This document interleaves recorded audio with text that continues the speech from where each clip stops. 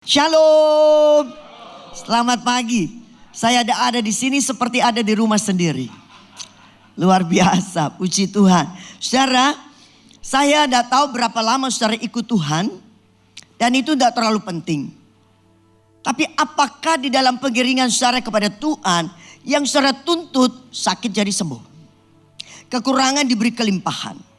Jalan buntu dapat jalan keluar. Lalu segala pergumulan ditolong oleh Tuhan. Saya mau katakan itu tidak salah. Benar semuanya. Karena kita bilang oleh bila Tuhan Yesus kita jadi sembuh. Ya, pertolongan hanya datang dari Tuhan. Tapi hari ini saya mau berbicara yang lain saudara. Jangan hanya tuntut hak kita dari Tuhan. Tapi kita punya tanggung jawab di hadapan Tuhan. Kok gak bilang amin? Kita punya tanggung jawab di hadapan Tuhan. Yang setuju bilang amin yang keras. Nah, sudahkah kita bertanggung jawab? Saudara harus pulang dengan satu kata ini sampai mati. Alkitab mengatakan dalam Roma 14 ayat 12. Demikianlah setiap orang di antara kita akan memberi pertanggungan jawab tentang dirinya sendiri kepada Allah. Yang mengerti saya bilang amin. Setiap, tidak ada yang luput, masing-masing. Jangan nanti mau ke gereja, istri mau ke gereja, suami bilang ya aku titip aja, aku titip. Aku titip. Titip salam pada Tuhan, titip kolektor dan lain sebagainya. Saudara, masing-masing, tiap-tiap bertanggung jawab kepada Tuhan. Tidak bisa nunut saudara. Sebab itu kita perlu mewaspadai pengiringan kita kepada Tuhan. Saudara, setiap di antara kita memberi pertanggungan jawab tentang siapa?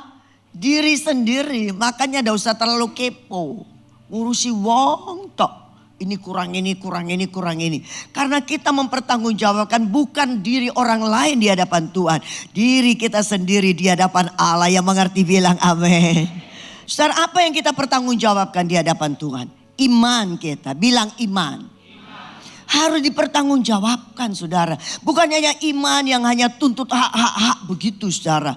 Selalu ada hak, ada kewajiban. Betul atau tidak? Nah kita wajib untuk bertanggung jawab tentang iman kita. Nah 1 Petrus 1. Justru karena itu kamu harus dengan sungguh-sungguh. Perhatikan kalimat ini. Kata ini sungguh-sungguh. Berusaha untuk menambahkan kepada imanmu kebajikan. Kepada kebajikan pengetahuan. Lanjut.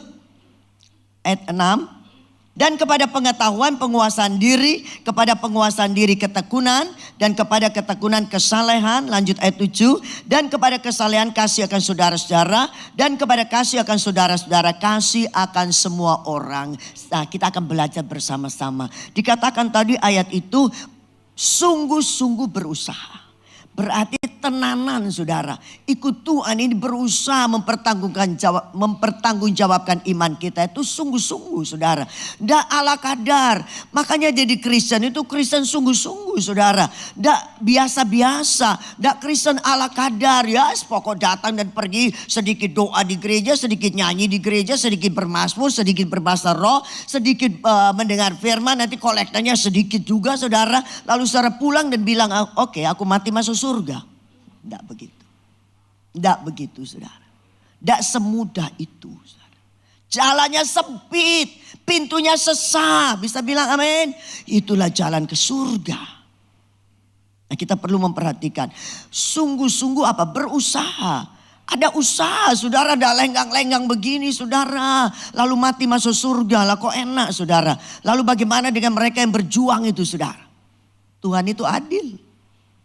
Sesuai dengan apa yang kita sudah lakukan sebagai usaha kita mempertanggungjawabkan iman kita di hadapan Tuhan. Usaha itu artinya mengerahkan seluruh potensi, mengerahkan seluruh eksistensi, mengerahkan seluruh waktu, seluruh tenaga, seluruh kesanggupan, kemampuan yang Tuhan sudah titipkan kepada kita. Kita upayakan untuk mempertanggungjawabkan iman kita kepada Tuhan. Bilang amin. Nah iman itu tadi dikatakan harus ditambah dengan kebajikan. Kebajikan itu bicara tentang perbuatan baik. Saudara jadi Kristen, perhatikan saya ucap ini ulang-ulang dimanapun saudara. Jadi Kristen itu bukan hanya stop jahat. Pokoknya aku tidak berbuat jahat, tidak berzina, tidak merampok dan seterusnya. Tidak berdusta, tidak nipu, tidak mencuri. Tidak hanya itu. Stop jahat, betul. Tapi harus ada langkah-langkah berikutnya, yaitu langkah-langkah perbuatan baik. Kita menuliskan kepada kita dalam Efesus pasal yang kedua pada ayat yang ke-10. Dikatakan karena kita ini buatan Allah, diciptakan dalam Kristus Yesus untuk, nah saudara lihat. Diciptakan dalam Kristus Yesus untuk apa? Untuk melakukan pekerjaan baik yang dipersiapkan Allah sebelumnya. Ia mau supaya kita hidup di dalamnya. Apa kita semua sudah hidup dalam perbuatan baik? Saudara yang dikasihi oleh Tuhan. Khotbah Yesus di bukit.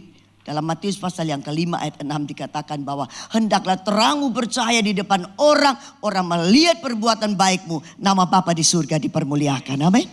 Nah jangan sampai orang lihat kita orang tuh bocah. Masuk keluar ibadah. Omong kosong. Gak ada perubahan. Tukang ngemplang ya tetap ngemplangan. Saudara. Yang kasar terhadap istri ya tetap saja. Yang suka dusta bohong ke sana kemari ya tetap saja. Tidak ada perubahan.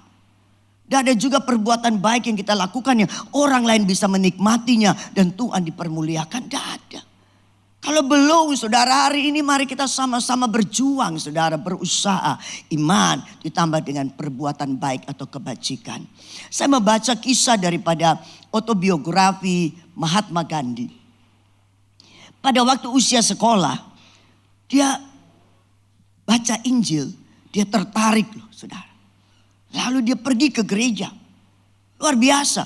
Dia ingin jumpa dengan pendeta untuk belajar lebih banyak tentang kekristenan. Saudara tahu, dia sampai di pintu gereja itu, usher menolak, tidak memberi masuk, tidak memberi tempat, disuruh pulanglah bergabung dengan kelompokmu sana.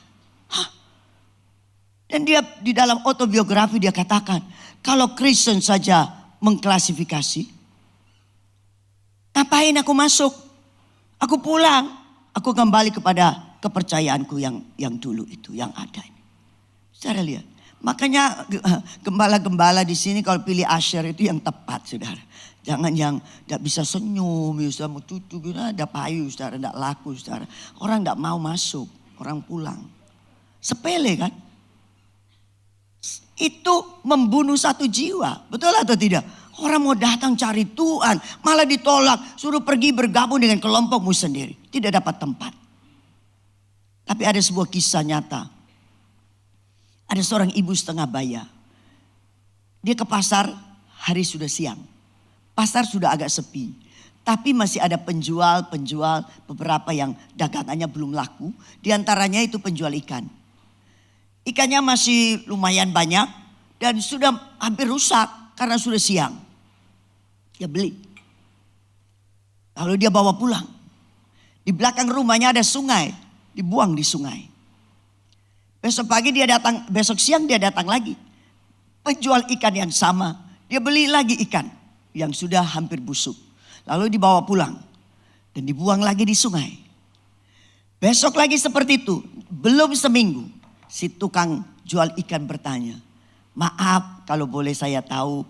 Ikan ini ibu beli untuk diapakan? Lalu dia jawab. Aku beli dan aku bawa pulang. Aku buang di belakang rumahku ada sungai yang besar. Penjual ikan menganga. Hah? Kau beli untuk kau buang? Ya. Alasannya apa? Dia bilang, karena aku cinta kamu. Kalau aku tidak beli ikanmu, kerugianmu akan lebih besar. Tapi dengan aku membeli ikan yang hampir busuk itu, mungkin kau juga rugi. Tapi kerugianmu tidak sebesar ketika aku tidak membelinya. Karena aku cinta kamu. Tapi aku punya sebuah berita untukmu. Bahwa ada satu pribadi yang lebih cinta kepadamu. Dan pribadi itu namanya Yesus. Saya mau tanya saudara. Kira-kira perbuatan baik seperti ini menarik atau tidak untuk penjual ikan kepingin tahu, siapa Yesus itu, seperti apa dia, di mana rumahnya dan seterusnya, betul atau tidak? Nah banyak kali kita ini bilang tidak bisa menginjil karena memang kita pelit. Kok tidak ketawa saudara, tersinggung pegel gitu ya saudara. Lagi kita tidak mau korban. Kalau mau menangkan jiwa harus ada harga yang dibayar. Yang setuju bilang amin. Memberi waktu kita, memberi tenaga kita, pemikiran kita, keuangan kita. Berkorban dengan perbuatan-perbuatan baik. Amin. Baru bisa omong Injil saudara. Karena Tuhan itu baik. Betul atau tidak? Kalau kita tidak berbuat kebaikan, memberitakan Injil, memenangkan jiwa. Kapan dapatnya? Tidak bisa. Iman harus ditambah dengan kebajikan atau perbuatan baik. Dan orang menerimanya, nama Bapa dipermuliakan. Amin. Nah, yang kedua sekarang. Nah, perbuatan baik itu atau kebajikan masih harus ditambah dengan pengetahuan. Dan saya mau katakan bahwa kita perlu pengetahuan firman. Amin. Dalam 2 Timotius pasal 3 ayat 16 dituliskan seperti ini. Segala tulisan diilhamkan Allah memang bermanfaat. Jadi Alkitab ini ada manfaatnya, ada gunanya. Untuk apa? Untuk mengajar, untuk menyatakan kesalahan, untuk memperbaiki kelakuan. Dan untuk mendidik orang dalam kebenaran. Saudara. Mengajar apa yang kita belum tahu. Karena dia guru agung kita. Lewat apa? Lewat firman. Amin. Menyatakan kesalahan kita. Kadang kita sudah menyimpang jauh sekali saudara. Dari kebenaran firman. Tapi tidak ngerti kalau sudah salah. Tapi dengan firman kita kembali kepada jalan Tuhan. Amin. Lalu memperbaiki kelakuan. Saudara, ada orang yang tidak mau diperbaiki kelakuannya saudara. Ya di gereja orang bilang kamu jangan begini, jangan begini. Dia bilang aku dari dulu seperti ini. Kau mau terima ya baik, kalau enggak aku pindah gereja. Loh, saudara, jangan begitu saudara ya, jangan begitu. Harus berubah, kita harus mengalami perubahan. Alkitab bilang berubahlah. Amin. Jangan seperti dunia. Jangan serupa dengan dunia, berubahlah oleh pembaruan budimu. Budi bicara jiwa, jiwa bicara pikiran, perasaan dan kehendak. Yang mendominir jiwa adalah pikiran. Itu sebabnya Alkitab bilang hendaklah engkau diperbaharui dalam roh dan pikiran. Saudara, kita mengambil keputusan dalam pikiran dan ini perlu diperbaharui. Lewat apa? Lewat firman dan pertolongan Roh Kudus. Harus ada perubahan-perubahan lalu mendidik kita dalam kebenaran. Saya berkunjung ke rumah orang tepat jam makan dan siang. Keluarga itu bilang, ayo Bu Bibi sama-sama seadanya. Saya bilang terima kasih, saya sudah makan kok. Terima kasih, sudah kenyang baru makan. Barunya itu kemarin siang. Kalau siang ini belum. Tapi orang bilang itu etika. Masakan kalau diajak makan mau, ajak makan mau itu kan agak rakus ya. Jadi aku pikir oke lah dengan jawaban itu. Tapi belajar firman. Ya katakan ya, tidak katakan tidak. Lebih dari itu datang dari si jahat. Berapa bulan kemudian bertamu lagi ke rumah orang yang sama. Tepat makan siang juga karena ada waktu yang lain. Diajak makan lagi. Ayo Bu Bibi sama-sama, ini waktunya makan siang seadanya. Beda jawaban saya. Bapak Ibu, saya memang belum makan siang. Tapi mohon maaf saya tidak menerima undangan makan siang ini karena sudah janjian dengan keluarga mau makan siang bersama. Lebih panjang, betul atau tidak? Tapi ini benar. Saudara mengerti yang ku maksud? Karena kalau kita berani atau terbiasa dengan dusta kecil-kecilan, kita akan sampai kepada dusta besar. Karena kalau kita tidak setia dengan perkara kecil, kita juga tidak bisa setia dalam perkara besar. Mari firman ini mengajar kita. Satu hari di sebuah koran di Inggris, Weekly British, itu di kontak pembaca, ada orang yang mungkin agak kengangguran ya. Dia menulis di situ untuk menghina pendeta-pendeta. Dia bilang begini. Ada banyak pendeta-pendeta, pembicara-pembicara itu menghabiskan banyak waktu untuk menulis khotbah, mengarang khotbah, menyusun khotbah untuk dikhotbahkan kepada jemaat. Kadang sampai larut malam. Nah, dia bilang, sebetulnya tidak perlu seperti itu. Karena saya ini loh 30 tahun ikut Tuhan Yesus. Ya bergereja, beribadah. Kira-kira sudah 3.000 khotbah yang kudengar selama 30 tahun. Tapi perlu Bapak Pendeta dan pembicara-pembicara tahu ya. Tak ada satupun khotbahmu yang nyantol di pikiranku. Ngerti saudara? Jadi tidak usah repot-repot sampai tengah malam nyusun khotbah. Nah di antara pembaca ada yang menjawab. Memberikan respon kepada orang yang menulis. Dia bilang begini. Saya sudah menikah 30 tahun dengan istriku. Sudah 32.850 kali aku makan makanan masakan istriku. Dan tak ada satupun menu yang aku hafal. Apa yang sudah istriku masak untuk aku. Tapi yang aku tahu, hari ini aku sehat. Itu karena masakan istriku. Saudara tangkap ya. Jadi mungkin khotbah saya hari ini juga saudara mungkin tidak bisa hafal dari awal sampai akhir. Tapi kalau minggu depan saudara datang dengan keadaan iman yang sedang diupayakan untuk bertanggung jawab di hadapan Tuhan. Berarti maka yang saya khotbahkan itu sedang masuk di dalam hati saudara. Beri kemuliaan bagi Tuhan Yesus. Jadi bukan berarti lalu khotbah itu hilang begitu saja. Kita ada hari ini karena khotbah-khotbah yang kita sudah dengar hari-hari yang lalu. Karena firman Tuhan yang sudah nyantol di dalam hati kita sekalian. Amin. Jatuh di tanah yang subur, bertumbuh dan berbuah bagi kemuliaan Tuhan. Yang berikut, kebajikan itu ditambah dengan pengetahuan. Pengetahuan masih harus ditambah lagi dengan penguasaan diri atau tahan nafsu. Tidak banyak orang berkhotbah tentang penguasaan diri ya. Karena berkhotbah tentang penguasaan diri ini juga agak riskan kalau dirinya sendiri juga tidak pernah dikuasai dengan baik. Tapi saya mau katakan bahwa Alkitab menuliskan kepada kita dalam Lukas pasal yang ke-9 pada ayat yang ke-23. Kata Yesus kepada mereka semua, setiap orang, setiap lagi loh saudara ya. Tiap-tiap kali ada kata setiap. Setiap orang yang mau mengikut aku. Saya mau tanya, saudara mau ikut Yesus? Saudara mau ikut Yesus? Nah perlu tahu ini saudara. Ya, setiap orang yang mau mengikut aku, mengikut Yesus. Ia harus apa? Mari ucap bersama saya. Menyangkal dirinya, memikul salibnya kapan? Setiap hari dan mengikut aku. Kata Pak Gembala tadi sukacitanya harus setiap hari. Menyangkal diri harus setiap hari. Pikul salib setiap hari. Apa itu menyangkal diri? Apa yang kita pikir dan kita rasa dan apa yang kita kehendaki disangkal. Harus pakai pikiran, perasaan dan kehendak Kristus. Apa itu pikul salib? Sebuah penderitaan yang tidak harus kita tanggung. Tapi kita menanggungnya oleh karena kita cinta kepada Yesus. Itulah memikul salib.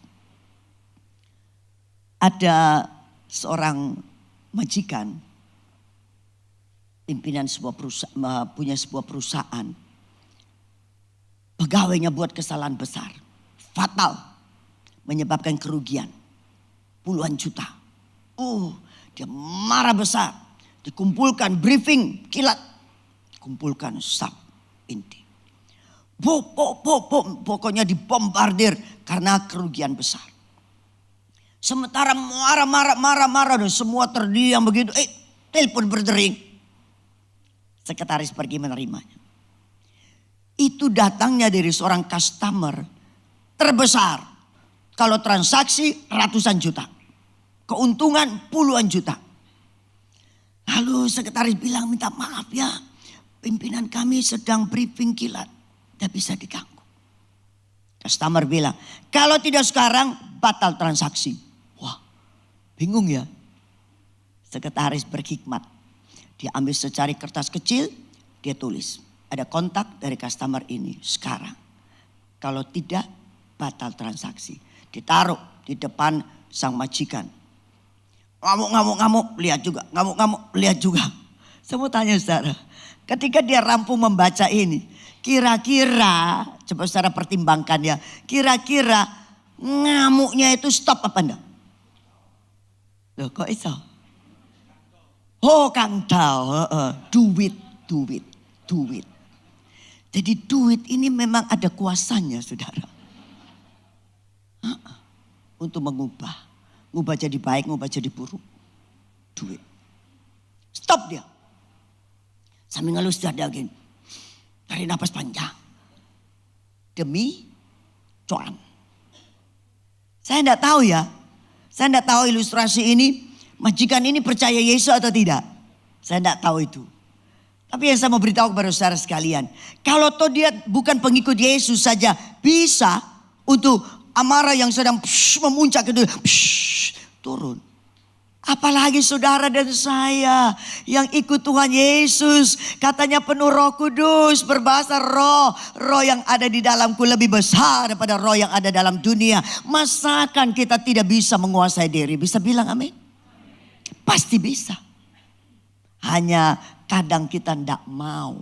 Bukan tidak bisa, tapi tidak mau. Hari ini dengar firman. Kebajikan masih harus ditambah dengan pengetahuan. Pengetahuan masih harus ditambah dengan penguasaan diri atau tahan nafsu. Yang setuju bilang amin. Yang belum bisa bilang amin yang lebih keras. Itu dia. Supaya kita dimampukan hanya oleh Roh Kudus. Nah, penguasaan diri saudara masih harus ditambah dengan ketekunan. Saudara, sekarang ini orang tidak tekun. Zaman yang sudah mutakhir ini dengan skala teknologi yang serba cepat itu saudara. Orang tidak suka lagi dengan tekun. Semua mau serba instan. Betul saudara? Saya ingat ya saudara, dulu anak-anak masih bayi itu saudara. Kalau mau bikin susu untuk bayi ini. Itu feelingnya orang tua mama ini harus kuat. Air panas, air dingin itu harus cocok perbandingannya. Kalau terlalu panas susunya meringkil. Do you know meringkil? Kalau kepanasan. Kalau terlalu dingin meringkil juga susunya. Harus pas. Panas dan dingin harus pas. Sekarang tidak perlu saudara. Tidak perlu. Ada susu instan. Kasih air mau panas, air mau dingin, air mau hangat, air apa saja. Kasih masuk kocok-kocok langsung minum. Betul atau tidak? Ada kopi instan, ada bubur instan juga saudara. Ada kopi instan, semua serba instan saudara. Tapi perhatikan saya. Maaf ya, di dalam Tuhan tidak selalu instan. Saudara bilang, ada mujizat instan lumpuh berjalan. Ya ada. Tapi pertanyakan orang itu sudah berapa lama dia bergumul, betul atau tidak? Ada yang namanya proses, bilang proses. Proses. Tidak enak proses itu, betul atau tidak? Tidak nyaman. Tapi kita harus melewatinya dengan tekun. Ada seorang pemuda lulus dari sebuah fakultas ekonomi. Jadi sarjana ekonomi. Melamar pekerjaan kepada beberapa perusahaan. Lalu ada satu perusahaan menerima lewat interview. Lalu boleh masuk tanggal 1. Tanggal 1 masuk saudara. Ketemu dengan kepala bagian. Hari ini tugas saya apa Pak? Oh tugasmu. Masuk ke ruangan itu. Ruangannya kecil. Pengap. Tidak terlalu terang. Tidak ada perkakas yang lain. Kecuali sebuah kotak besar. Isinya kotak itu mur dan baut. Do you know mur dan baut? Ya. Itu campur semua. Ribuan mur dan baut ada dalam kotak yang besar itu. Kerjamu hari ini ngitung mur dan baut sesuai ukuran. Jadi harus milih baut yang ukurannya seperempat dim dengan murnya. Lalu yang setengah dim dengan mur. Seperti itu. Dan hitung jumlahnya. Saya bayangkan sarjana ekonomi ngitung baut dan mur. 8 jam sehari. Selesai pulang. Besok pagi datang lagi. Jumpa lagi kepala bagian yang sama. Pak hari ini tugas saya apa? Idem. Masih yang seperti kemarin. Ngitung mur dan baut lagi. Kan belum selesai. 8 jam. Pulang lagi.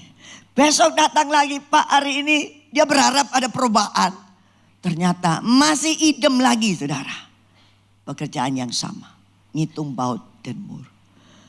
Pulang 3 hari. Sarjana ekonomi. Ngitung mur dan baut sesuai ukuran. Hari yang keempat dia datang. Ketemu kepala bagian. Pak hari ini tugas saya apa? Bapak sedang ditunggu oleh direktur di ruangannya.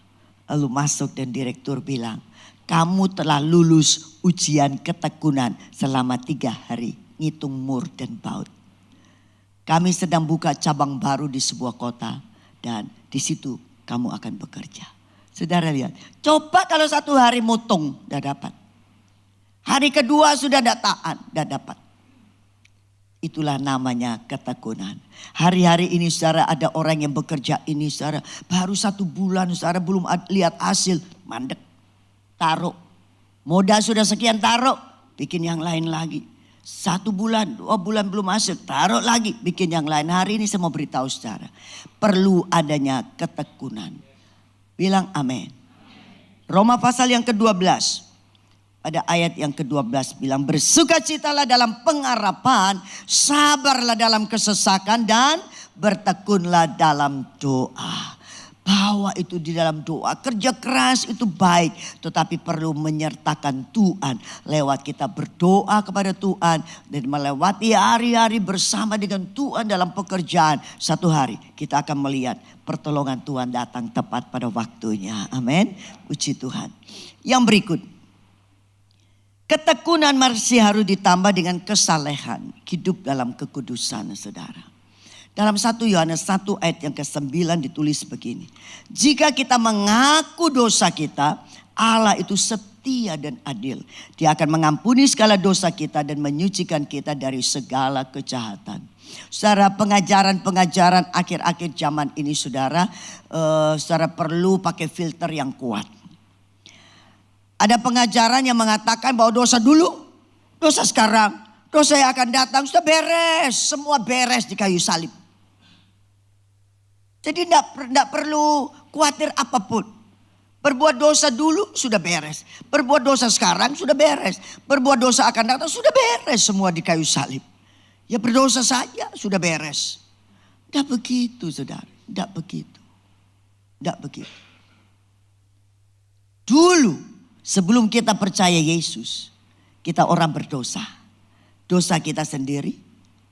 Dosa nenek moyang kita. Betul? Kita bawa. Ketika kita percaya Yesus, lalu memberi diri untuk dibaptiskan, kita diselamkan, bangkit. Semua dosa keturunan nenek moyang kita, sampai dosa kita sendiri, itu sudah dikuburkan bersama dengan kematian Yesus. Yang mengerti saya bilang amin. Lalu kita bangkit sebagai ciptaan yang baru, amin. Manusia baru harus turut firman Tuhan. Manusia baru, ciptaan baru. Tidak hidup dengan perkara-perkara yang lama yang membawa kebinasaan. Tapi dalam perjalanan ini dengan berbagai macam godaan, berbagai macam cobaan, ujian. Bisa jadi kita kepleset, betul atau tidak? Kita terpleset, kita jatuh. Tapi Alkitab mengatakan bahwa 7 kali orang benar jatuh, dia tidak akan pernah tergeletak, dia akan bangkit kembali. Bisa bilang amin? Tapi melewati ini saudara. Mengaku, jujur. Doa orang jujur itu diperkenan Tuhan. Kepada orang jujur tersedia pertolongan. Dengan orang jujur saja Tuhan bergaul karib. Jadi saudara, mari kita belajar saudara hidup ini saudara. Jangan asal-asalan saudara. Harus lebih serius membawa hidup iring Tuhan ini. Kalau sudah terlanjur jatuh dalam dosa saudara. Jangan terus berkubang di situ dan mengatakan sudah beres di kayu salib. Tuhan sudah bilang sudah selesai. Sudah genap. Tidak begitu saudara. Kita bangkit. Kita bertobat. Kita mengaku di hadapan Tuhan. Dan kita dikuduskan kembali. Bisa bilang amin. Ini harus dilewati saudara. Dosa tak punya tanggal kadaluarsa. Dosa tidak punya expired date. Kalau saya beli makanan kaleng. Atau makanan olahan. Semua ada expirednya. Kalau mau dimakan eman-eman. Mau diminum eman-eman. Ya toh. Mau dipakai eman-eman, taruh aja di situ. Giliran mau dipakai sudah expired. Apa yang kita buat? Buang di rubbish. Betul?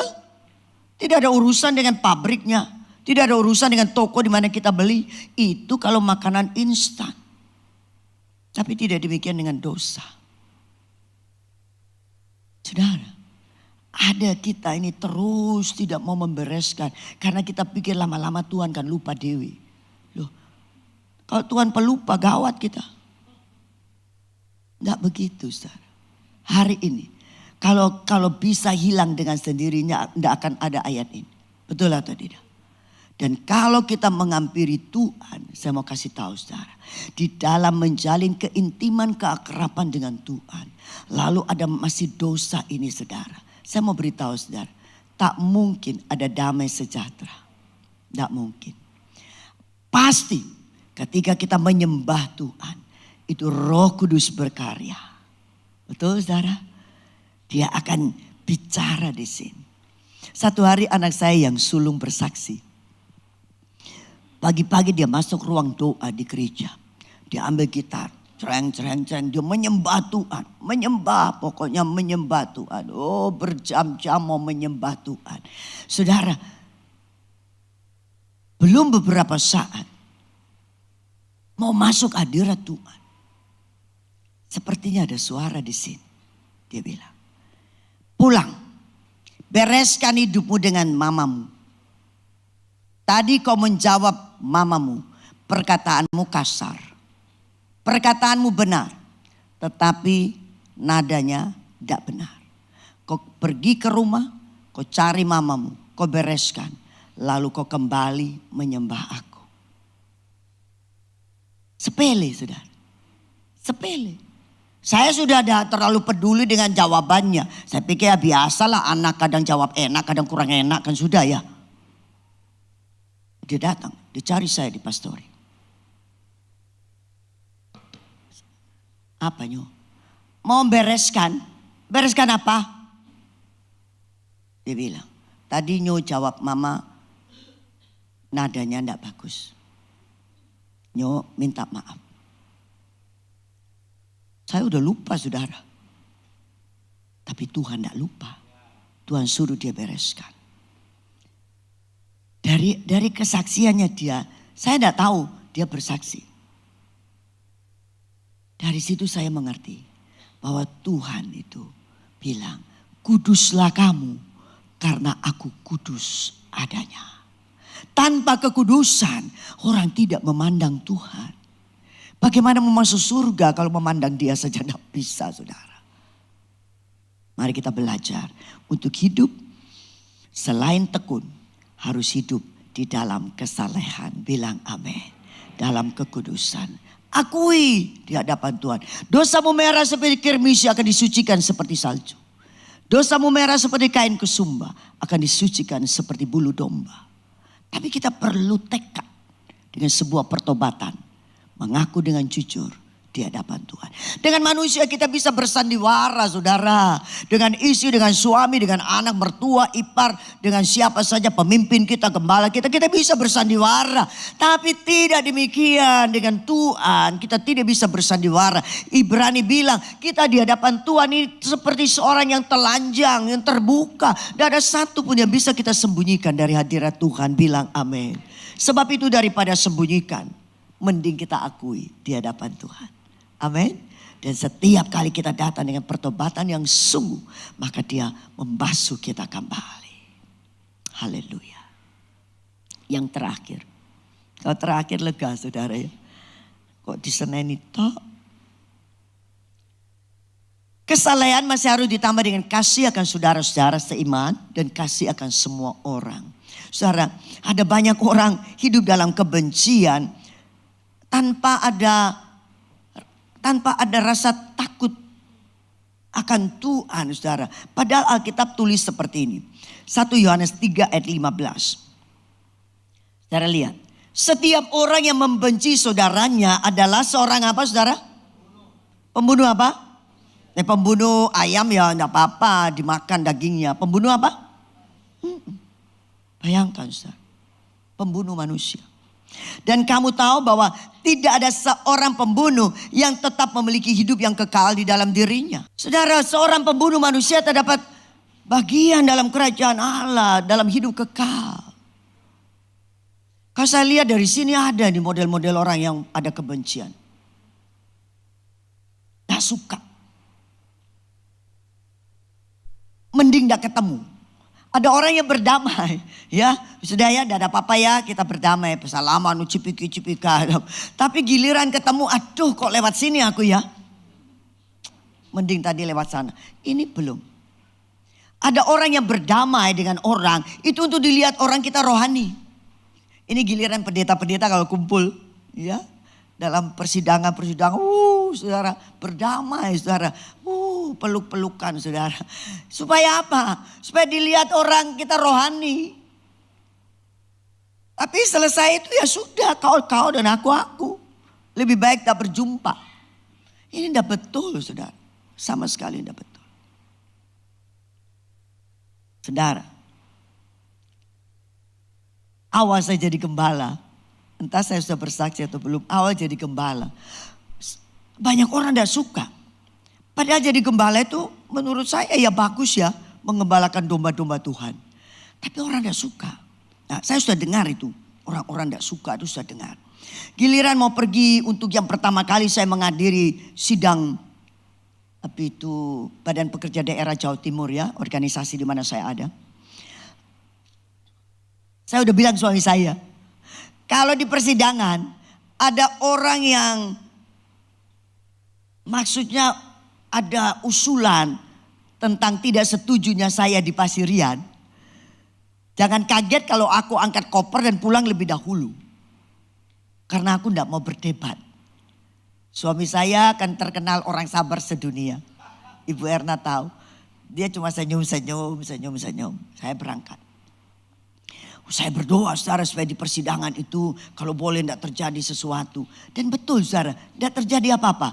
Tidak ada orang interupsi. Kenapa Ibu Vivi Layantara bisa ditempatkan di Pasirian Lumajang? Tidak ada.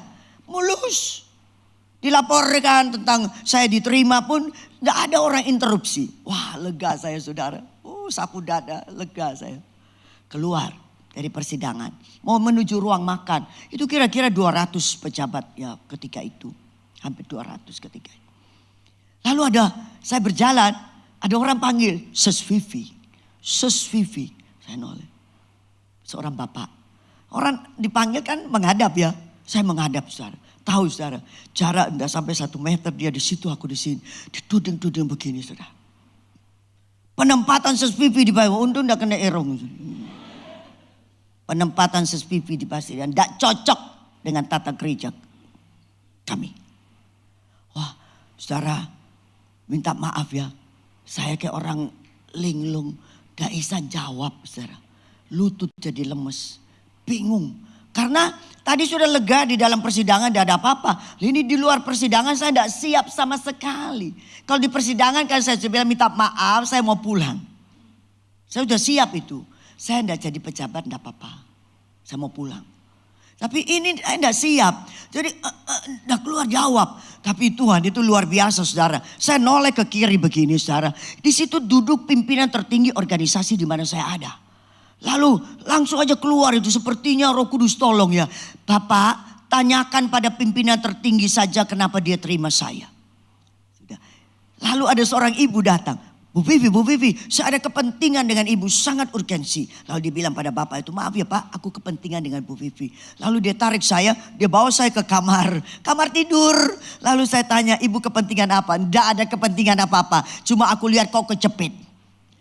Aku lihat kau gini-gini kan, aku tidak terima. Aku bawa kau keluar dari keadaan itu. Saudara lihat ya, kalau kita tidak membela diri saudara, Tuhan itu bisa kirim pembela untuk kita sekalian. Beri kemuliaan bagi Tuhan. Jadi kalau ada orang buat jahat, tidak usah balas saudara. Tuhan punya cara untuk bisa menolong kita. Amin. Nah bukan itu yang saya mau cerita saudara. Saya pulang saya cerita suami saya. Wah tentu dengan rasa yang tidak nyaman ya toh. Orang itu loh. Dia ada hubungan apa-apa kok bisa tuding-tuding. Ditonton orang-orang banyak itu saudara. Coba. Tidak malu tuh. Malu sekali saudara. Tapi ya mau apa itu kenyataan. Saudara saya cerita suami saya. Loh belum seminggu orangnya bertamu di rumah. Loh bawa istri lagi. Saya sedang makan dengan suami di ruang makan. Lalu pegawai percetakan datang. Om tante ada tamu. Siapa tamunya? Disebut nama orang itu. Aku bilang suamiku, aku gak keluar. Habis gini-gini kok sekarang bertamu. Kayak orang tak berdosa aja. Suami saya senyum-senyum saja. Sengaja memperlambat makan. Lalu saya bilang pokoknya aku gak keluar lah. Orang itu... Maksud saya macam-macam omonganku sudah. Yang tidak tahu diri lah ya bla bla bla bla. Lalu suami saya bilang begini. Sudah jadi gembala sidang. Harus ramah dengan semua orang. Penuh kasih mesra. Saling mengampuni. Dalam hatiku. Kok disuruh khotbah di mimbar tak mau? Kok khotbah di meja makan? Udah pakai kolektor. Tapi saya mengerti walaupun saya ucap seperti itu. Saya mengerti bahwa yang diucapkan suami saya itu firman. Justru firman. Jadi saya tahu bahwa saya harus menemui orang itu. Harus. Tapi dagingku bilang enggak enak, pokoknya enggak enak. Suami saya sengaja memperlambat makan, dia bilang cepat kamu pergi. Saya pergi. Untung saudara, ruang makan dengan kantor itu saudara membutuhkan puluhan langkah saudara. Nah itu untung saudara. Tiap langkah ku ucap begini, Tuhan kalau aku belum bisa mengampuni, nanti aku tersenyum, senyumku pasti metode loh Tuhan. Loh ya kan? Pernah senyum metode? Pasti pernah, pura-pura itu loh. Dan saya enggak mau. Saya tahu apapun yang diperbuat harus segenap hati. Seperti untuk Tuhan bukan untuk manusia. Itu firman datang semua itu saudara. Dalam situasi genting itu firman-firman datang semua saudara. Jadi saya kayak orang kewalahan. Ya sudah, tolongan ya Roh Kudus. Supaya kalau jumpa orang itu hatiku ini sudah penuh pengampunan. Jadi aku salaman segenap hati. Senyumku juga tidak metode. Tolonglah Tuhan, tolong. Pokoknya saya minta tolong. Nah heran saudara. Suami istri ini sudah lebih dari seberapa jam. Tidak dimasukkan sama pegawai di kantor. Berdiri di luar pintu. Panas terik. Loh saya bilang begini. Loh ya apa ini? Jadi perhatian saya sudah ada kepada mangkel saya kepada orang itu. Kepada pegawai. Kok bisa tamu dibiarkan di luar pintu. Sudah sekian menit ini kok tidak dimasukkan. Memang itu ruang AC harus tutup saudara. Jadi tidak dibuka-buka saudara. Jadi suami istri itu menunggu di luar saudara. Panas terik saudara. Lalu perhatian saya sudah kepada yang tadi itu kan. Pak mari masuk. Waduh maaf ya ini pegawai ini ngawur semua. Ayo buka pintu silakan masuk. Silakan duduk Pak. Ini jam makan siang. Ku belikan pangsit mie ya Pak ya. Ya ku belikan pangsit mie. Pangsit mie di Lumajang lumayan enak. Lalu ku panggil pegawai kasih uang beli pangsit mie. Ku belikan pangsit mie 2 bungkus, suami isi makan kasih minum air es saudara. Dan saya mau beritahu saudara ya, ketika saya mempraktekkan itu saudara, waduh saudara, nyes gini saudara, rasanya itu saudara ya, begitu damai, begitu sukacita luar biasa, kayak dapat gebiar itu saudara. Belum pernah dapat saudara, cuma bayangkan saja saudara, luar biasa saudara, luar biasa. Satu ketika orang itu sakit, suami saya dalam perjalanan luar kota. Dia telepon saya, Mam, bapak itu sakit, kau kunjungi. Rupanya suamiku ini sedang menguji saya. Kau sungguh-sungguh mengampuni apa enggak? Tapi saya tahu saudara, daripada separuh-separuh mending tidak. Jadi harus mantap. Saya bilang oke, saya kunjungi. Saudara tahu, saya ajak seorang staf wanita, saya panggil sopir dan kita pergi saudara. Singgah di toko kue, beli kue 1 kotak. Saya datang. Dari luar ku panggil, Pak. Saya Vivi, saya Sus Vivi datang. Lalu dia bilang silakan masuk. Dan ketika saya masuk, kali yang pertama dia angkat tangan. Sus Vivi maafkan saya untuk semua kesalahan. Saya bilang Pak sudah beres. Sudah beres lama. Sudah tidak perlu diingat. Saya datang untuk mendoakan Bapak.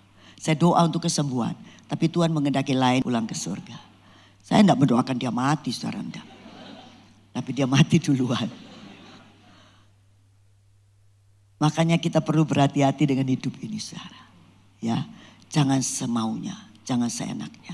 Ayat yang lain dalam Roma 12. Ayat Roma 12. Hendaklah kasih itu jangan pura-pura. Nah ini saudara. Banyak kita ini pakai topeng ya saudara ya. Pakai topeng rohani saudara. Giliran topengnya dibuka aslinya yang keluar. Jangan saudara, jangan. Ya, kalau mau melakukan sesuatu segenap hati. Kalau belum bisa minta Tuhan, tolong. Supaya aku bisa melakukannya dengan segenap hati.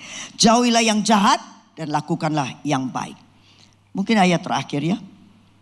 Hendaklah kamu saling mengasihi sebagai saudara dan saling mendahului dalam memberi hormat. Saudara, saya praktekkan ini loh saudara. Pembantu saya masuk di rumah. Saya keluar kamar, saya ucap selamat pagi lebih dulu. Dia bingung. Iya selamat pagi Yuli. Besoknya, lusanya. Kali berikutnya dia berlomba dengan saya. Untuk mengucapkan selamat pagi lebih dulu. Dan dia dimenangkan bagi kerajaan surga saudara. Loh, kita kan udah praktek firman memenangkan jiwa ya. Kapan saudara? Praktekkan firman. Kita bisa menangkan jiwa bagi kerajaan Allah. Bilang amin. Beri kemuliaan bagi Tuhan. Paling akhir adakah ayat paling akhir? 2 Korintus 5 ayat 10. Saudara, saya mau kita pulang dengan sebuah pengertian bahwa hidup ini ada sebuah tanggung jawab yang harus kita berikan pada akhirnya. Sebab kita semua harus menghadap tata pengadilan Kristus supaya setiap orang memperoleh apa yang patut diterimanya sesuai dengan yang dilakukannya dalam hidupnya, baik ataupun jahat. Mari Bapak Ibu Saudara sekalian, sekian lama ikut Tuhan, sudah serius, sudah sungguh-sungguh, sudahkah berusaha untuk bertanggung jawab tentang imanmu? Iman harus ditambah dengan kebajikan atau perbuatan baik. Masih harus ditambah lagi dengan pengetahuan firman. Jangan tidak baca firman tiap hari tapi cuma itu drakor saudara. Ya. Lalu sinetron, aduh saudara, untuk apa itu saudara? Tidak ada manfaatnya sama sekali. Harus ditambah lagi dengan penguasaan diri, ketekunan. Masih harus ditambah kesalehan dan kasih akan semua orang. Yang setuju bilang amin. Mari kita menghadap Tuhan.